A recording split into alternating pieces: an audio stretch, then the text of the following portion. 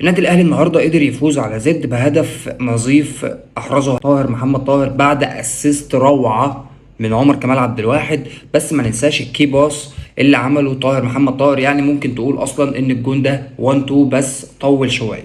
بصراحة عاجبني مستوى طاهر محمد طاهر اللي بيقدمه الفترة الأخيرة مع النادي الأهلي، اللي خلاه يحجز مكان أساسي داخل التشكيل، وده طبعا بيعود لإصراره واجتهاده، وطبعا ما ننساش ثقة مارسيل كولر فيه. اهم النقط النهارده اللي ممكن نتكلم عليها في المباراة هي انك ما عادش عندك اي دفاع نهائي، يعني ما عادش عندك اي قلب دفاع نهائي، الاربعة مصابين. احيي النهارده خالد عبد الفتاح وعمر كمال عبد الواحد على ادائهم اللي ادوه، خصوصا ان خالد عبد الفتاح ما بيلعبش في مكانه اصلا، هو خالد عبد الفتاح بيلعب باك يمين. نقطة تانية ان هم مش بيشاركوا بصورة رسمية او بصفة اساسية دايما. لو هنتكلم على يحيى عطية الله، فيحيى عطية الله بقى واحد من أحسن مسددي الركلات الحرة داخل الدوري المصري. يحيى أصلا أهم ما يميزه إن هو من أفضل الناس اللي بتلعب كرات ثابتة داخل قارة أفريقيا ككل.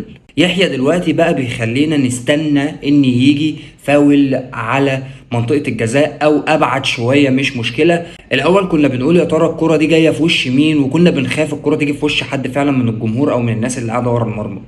طبعا بالاضافه لوسام اللي كان خارج عن المباراه النهارده او خارج عن تركيزه. وسام ما كانش في حالته النهارده، حسين الشحات برضه ما كانش في حالته النهارده، رامي ربيعه وامام عاشور خرجوا للاصابه، ربنا يرجعهم بالسلامه. مروان عطيه النهارده اشيد بيه بصراحه، لان قدر ان هو يعطل فريق زد في اكتر من كوره، في كرات كتير قدر ان هو يقطع منهم الكوره، قدر ان هو يكون صاحب الكوره التانية لفريق زد، قدر ان هو يفسد اي هجمه مرتده لفريق زد. فلو هنيجي نتكلم على كل اللعيبه، فبشوف ان في بعض اللعيبه ادت بشكل ممتاز جدا، بعض اللعيبه ادت بشكل متوسط، بعض اللعيبه يمكن الحظ ما كانش موفق معانا النهارده او توفيق ربنا ما كانش معانا النهارده، زي وسام ابو علي، زي حسين الشحات.